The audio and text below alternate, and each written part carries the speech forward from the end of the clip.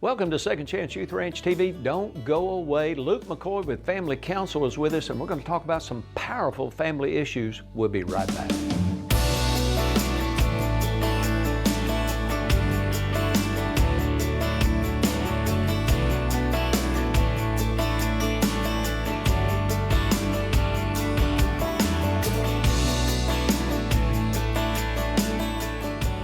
Welcome to Second Chance Youth Ranch TV. I'm your host, Perry Black. On this show, we have a very special guest from Family Counsel, Luke McCoy. So welcome to Second Chance Ranch TV. Thank you, Pastor Black. Thank you so much. Now, Luke, I asked you before we started here, if you knew anything about fostering, mentoring, or adopting, and you've not done any of those things really, but you have a couple of kids? Four of them. I'm part of the 4-kid club. Yeah. A lot of people at Family Counsel have 4 kids. Yeah, Jerry, my daughter, Sharice, one of my myself. daughters right here in Bryan has 5, so my heart goes out to you. So tell me a little bit about you. Where'd you grow up? I was born in Missouri. I was born in Missouri. Show me State. No, So, I wasn't born in Show Me. I was born in Malden. Where were you born? Well, I was using the state Yeah, nickname, I but know the anyways, nickname I was of the- born in Warrensburg, Missouri. Where is that? January 1st, 1984. All right, I know where everybody knows where Branson is in Springfield. I was born in southeast, down around Cape Girardeau, Malden, Missouri. Where were you in relation? I think it to all was between Kansas City and Branson.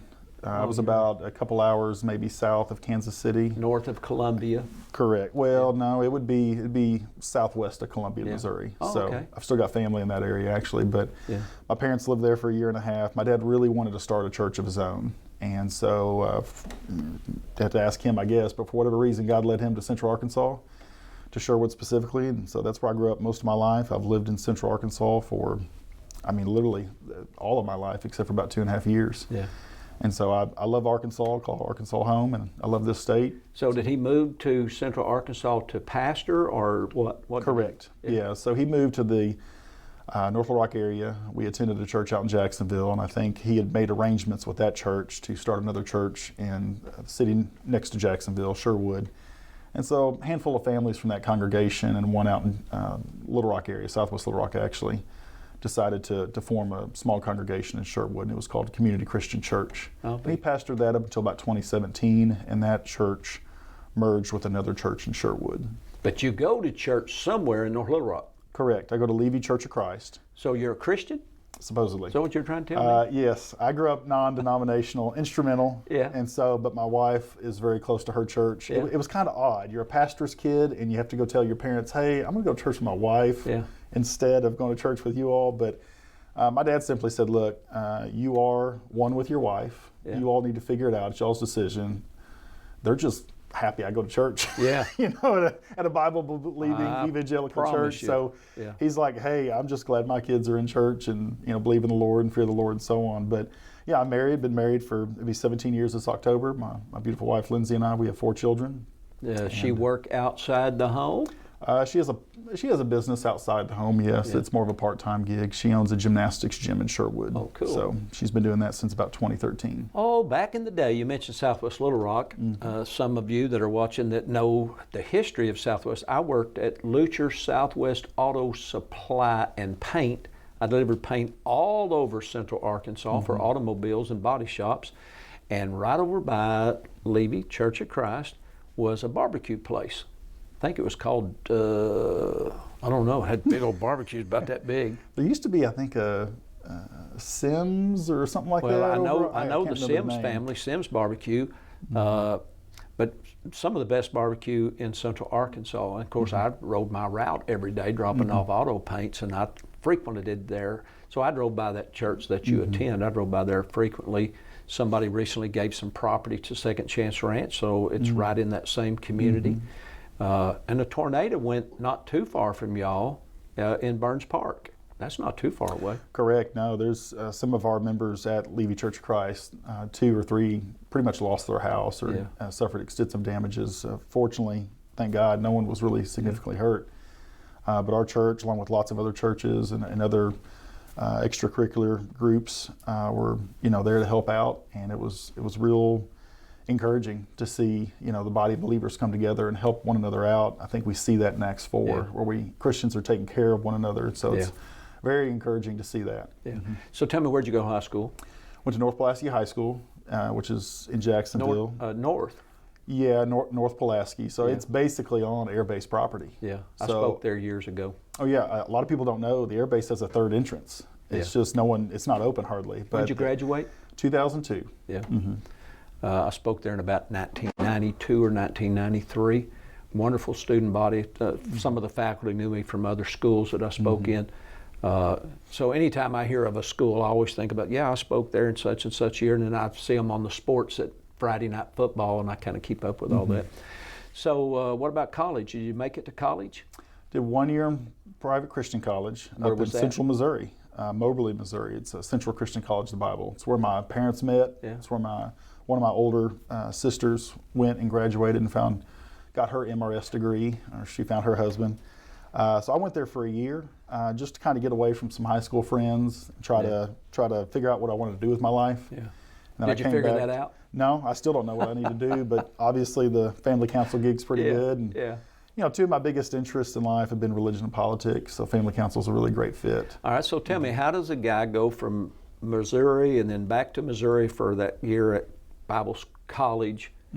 How do you end up at family council in Little Rock? What was the connection? Our former coworker, former employee at family council, Ken Yang, was at a Young Republican event of sorts. And He's at all Young Republican events, I may add. And so I'm almost out of the Young Republicans, unfortunately. I'll be 40 in January, but nonetheless, I was at an event, and I'd done medical sales and medical marketing and some other stuff, insurance sales, and I was tired of doing this roller coaster, chasing money, trying to, getting laid off, commission, all that. And so I made an announcement at the meeting and said, hey, I'm looking for something. Well, Ken was doing something else. He was going other directions, and he said, they're going to need someone to replace me. So it's all Ken Yang's fault. Yeah. Or his blessing, whichever you want to look at it. But I think Ken's running for office, isn't he? I believe so, yeah. I think that's coming up maybe right in Saline County, I think. I see him from time to time. I don't get out to a lot of meetings, but I bump into him from time to time. So you've been at family council how long? A little over 10 years this past January. 10 years? So about 10 and a half years, yes, sir. Gosh, that's a long time. I guess so. So it's worked out for you? It's probably my longest employer to date. So we got less than a minute. Tell us, why should anybody support Family Council? Because one of the things you do is fundraising, so let's raise some funds. Family Council, change the world one family at a time. I tell you, Family Council is a unique organization to any other in the state. We're the only multi-issue advocacy organization that promotes Sunday morning values in the halls of public policy and public opinion. Yeah. And so if someone out there in Arkansas or Texas or whoever, wherever this program reaches, if they're like, man, I really like what they're doing in Arkansas with the good ideas on legislation, the other things that we do, like longest married couple and helping homeschoolers, if someone out there in the universe says, man, I really like what Family Council of Arkansas is doing, check us out, familycouncil.org. Yeah, because everything that Family Council is some way involved in is impacting the family right here in the state of Arkansas. We're going to take a break. We'll be right back.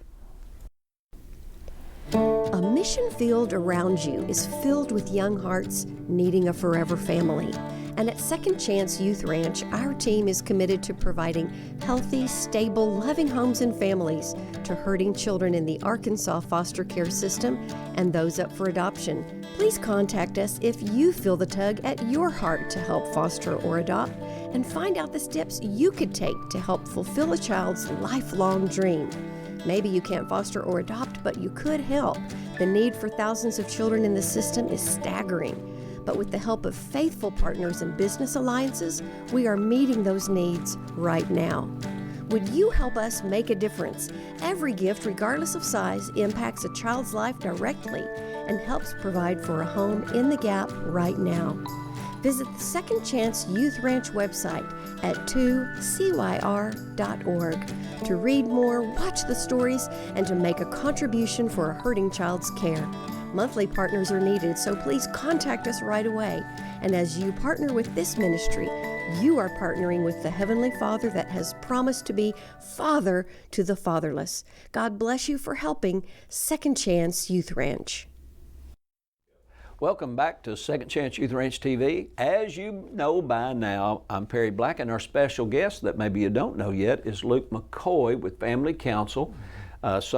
sometime, 2 or 3 times a year, we have to try to have Jerry Cox in, and we talk about legislative issues in the state of Arkansas. And I always like to address this, Luke, and I'm going to let you have the opportunity to address it. When someone who's watching on a Christian network says, "Why are y'all involved in politics?" You want to address that? Why should any Christian care what's happening at the Capitol or at the mayor's office? Yeah.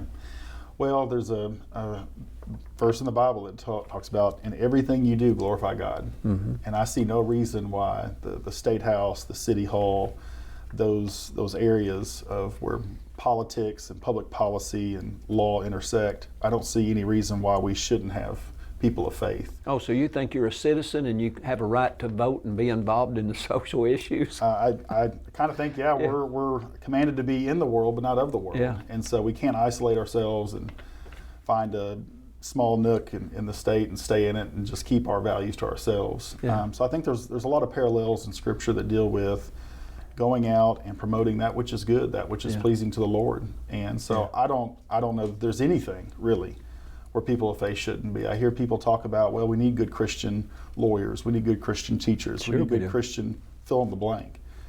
I mean, I kind of think God's light needs to shine everywhere. Yeah, we're supposed to be salt of the earth, right? And Jesus said, I grew up on a farm, so I relate to this. He said, salt, when it has lost its saltiness, is fit for the dunghill or the manure pile. So my wife, like most wives, say, honey, don't salt your food before you taste it.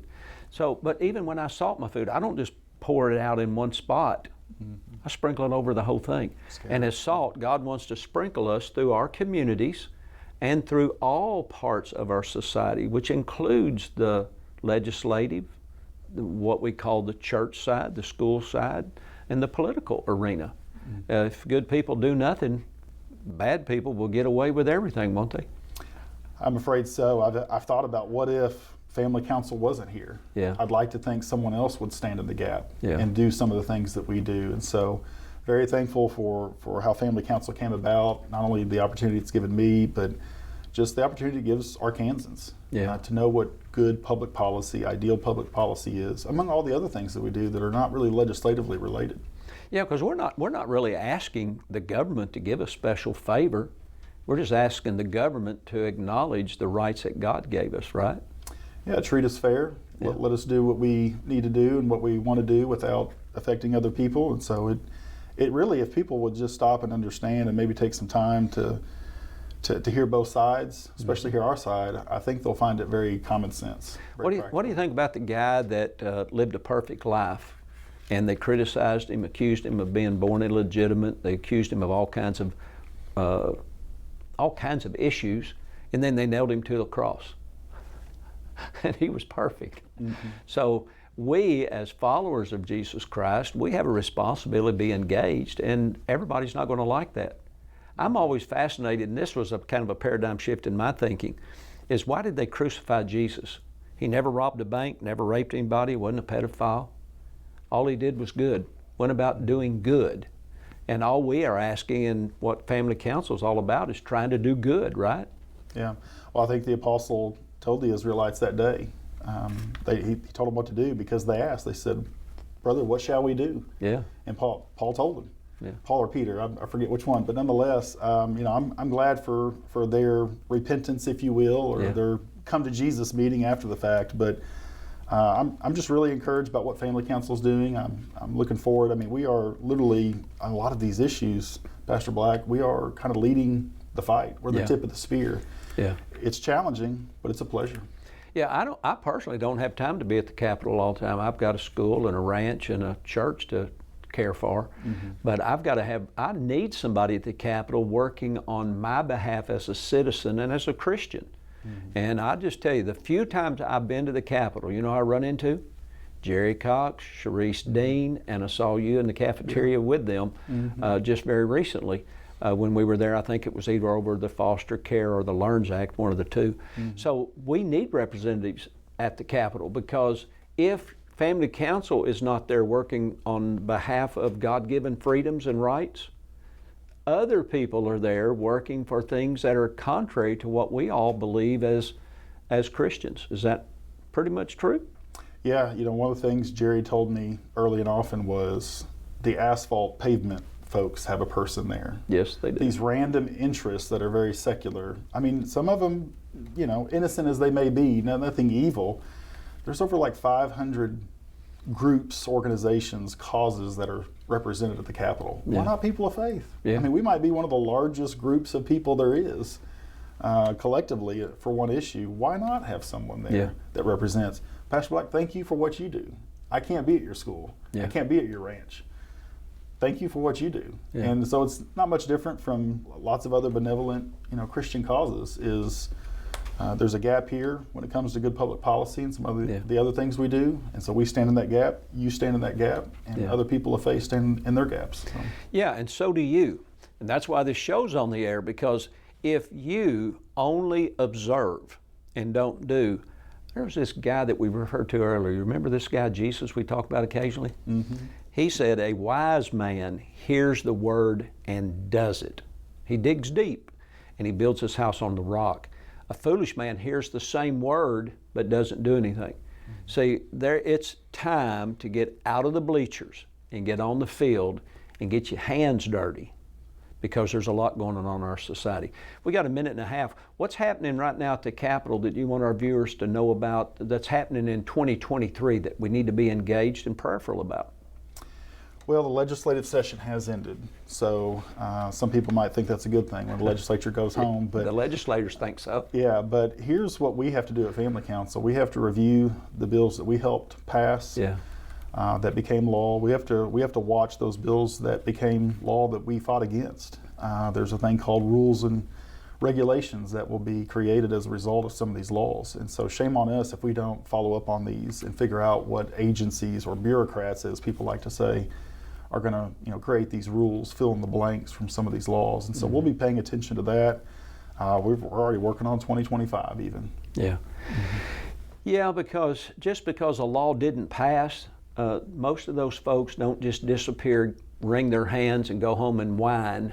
Mm-hmm. They actually do what you're talking about. They review, what did we do wrong, how do we re-engage, and how can we pressure a politician to get on board with our agenda, an agenda that maybe we as Christians don't agree with. That's why this show's on the air, is to get you involved and engaged and keep you informed, way beyond fostering, mentoring, and adopting, because every social issue somehow impacts you and the family. We're going to take a break. We'll be back with Luke in here in just a moment. My name is Abigail, and I am 14 years old. I like to throw a football. I like to draw. I love families with dogs, and I want to pet guinea pig. I like dogs because they're fun to play with. I want a guinea pig because they're fluffy and they're fun to play with. My favorite subject is math. I want to be a missionary and help people. I want to be adopted because I want a forever home. No more moving around, going from place to place. What kind of family are you looking for? Where they have little kids, like babies. What are some activities you'd want to do with the family? I would like to go fishing, swimming, and shopping for shoes. If there was a family watching this that was thinking about adopting you, what would you want them to know about you? That I like guinea pigs, dogs, and fish and lasagna. And I like to throw in a football. I'm smart, I'm brave, and I'm unique. I am unique because I help people, and I don't care what other people say about me. Is there anything else you'd want a family, any other things you'd want in a family? Yeah, for them to have babies so I can hold them and feed them, but not change their diaper because I don't want to do that. If you could have one superpower in the world, what would you want your superpower to be? I would want it to be flying or invisibility, because flying, you can get anywhere in the world, and invisibility, you can sneak up on people and scare them.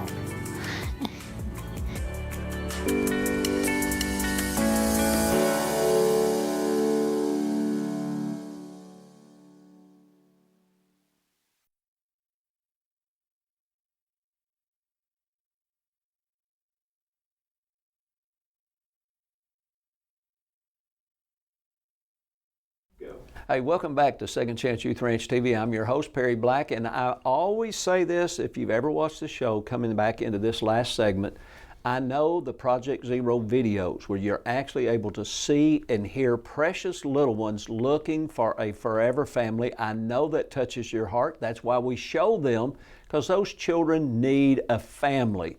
And if you or someone in your church would be gracious enough to contact us, we will help walk you through how to become a forever family or a foster parent or even a mentor or someone to just come alongside and support what we do. Our special guest on this show with Family Counsel is Luke McCoy. It just so happens Luke's been married a day or two, and he's got 4 kids. And recently, Luke, the LEARNS Act was passed in Arkansas. It's now been challenged, and it'll be going to court. And they'll be wrestling over that. But you've got 4 kids. Why should any parent, even like yourself, be concerned about what's happening in our society, and about maybe should a parent have the right to choose where their child attends school? What's your thoughts on that? How much time do we have again? Oh, you've only got 5 minutes. Well, there's a lot to be said, but Yeah. I think practically speaking, it's our job as parents, whether a person is a believer or not. It's our job as parents to raise these kids. Have you raise seen them some right. entities in our society trying to say parents don't have those rights, that the government or the school district should be able to dictate to us what a child learns or does at school? I think that's part of the devil's scheme, Yeah. is to confuse, steal, Yeah. kill, destroy in any way he can. And Yeah. so he'll do that, especially with parents. This day and age, the devil's very good at keeping people busy. Yeah. And that's something I struggle with, actually, is, I've got all these things to do, and I think about it usually a couple times a week. I need to spend more time with my kids. Yeah. My daughter's 14. She's going through that teenager phase where I'm wrong, she's right, whatever. Oh, you hadn't seen But- anything yet. Wait till she's 16. Yeah, that's what I'm afraid. I almost had this conversation with Jerry earlier this morning, but nonetheless, I think it's imperative as Christians and as part of God's kingdom that if parents like myself aren't raising these kids right, then that's only going to make it harder, and it's going to cause more confusion, cause more condemnation on the world, more depravity, I'm afraid too. And something I've been thinking about here lately is, my kids' salvation. That's something that's been on my mind recently. And so, but yeah, you got entities saying, hey, look, we'll take care of it. You parents are busy. Take it easy on yourself. It's convenient. Let us handle this type of stuff. Really, that's probably one of the biggest mistakes we can make as parents, is letting other people raise our kids. I got a friend at church named Andy, and he told me one time, he said, Luke, it doesn't matter who the youth minister is or whatever, don't ever outsource your responsibility to a youth minister about your kids' belief and foundation of faith and salvation. And so that was very convicting, and is very good advice, I think, that Andy gave me. And I think we all, as parents, grandparents, uncles, aunts, we need to be involved as much as we can in what our kids are doing, their activities, making sure they're not doing too much. So the Christian community, or what we refer to as the church, does that play a significant role in how you're raising your children? It is. I mean, it's like I said, it's something I think about frequently. What am I not doing is usually the question that I ask myself. And so I want to encourage the audience and the listeners and so on to make this a top priority.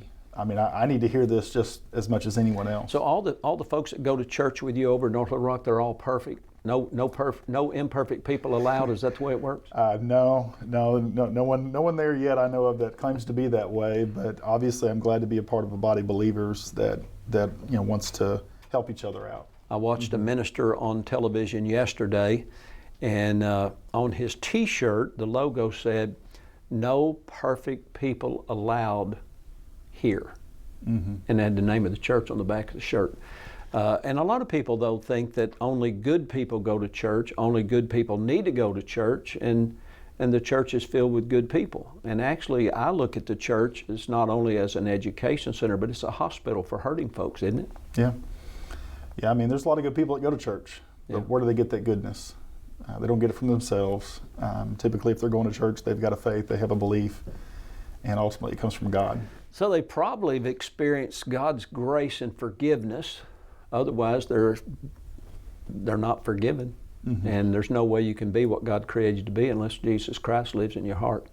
So tell me a little bit We got 3 minutes here. What's the most pressing thing that's happening right now in Arkansas that maybe Family Council is focusing on? I would say it's two things. I would think the school choice, the LEARNS Act that recently passed, and also inappropriate material that kids can get their hands on. Where do they get it? In public places of all. Like public libraries? Public libraries, yeah. You can go to a gas station, I guess, some around town, and you have to be, I guess, 18 or older to buy an adult magazine or other adult product. But kids can arguably go into a public library and get something just as obscene as an adult magazine, pornographic magazine. So I think a lot of parents are starting to ask, like I mentioned just a few seconds ago, they've kind of let off watching over their kids, and now they've got cell phones, they're on social media, and it's like, whoa, they can get this stuff at the school, down the street at the public library. And so I'm seeing a lot more interest. We're getting more calls into our office, more comments to our Facebook post, and messages, emails, and so on about, hey, can you tell me if this book is in the local library? What do we do? What do we do, Luke? What do we do, Jerry? What do we do, Family Council? Yeah. And so we kind of hold their hand and guide them. And we do that on more than just, inappropriate material. When it comes to expanding alcohol via entertainment districts, I'm working with a lady down in Magnolia right now and helping her, to help defeat it. So God willing, we'll hopefully win on that battle. But as you know, it's hard to defeat evil. It's not easy. Yeah, it's a nonstop fight. Jesus came and he said the gates of hell shall not prevail. So the good news is not only do we win, we've already been declared victorious, but that doesn't mean we don't fight the good fight of faith and the whole armor of God. So this show's on the air to keep you involved and engaged, because everything that we deal with in our society somehow directly or indirectly affects the family. I want to encourage you to support Family Council. Go to their website. Somewhere mysteriously on the screen it might show up right now, and you can go there and find how you can be involved, because it's not just financial support, it's prayerful support, it's volunteerism. I know there's a million ways people can be involved. And you can visit us at 2CYR-TV or 2CYR.org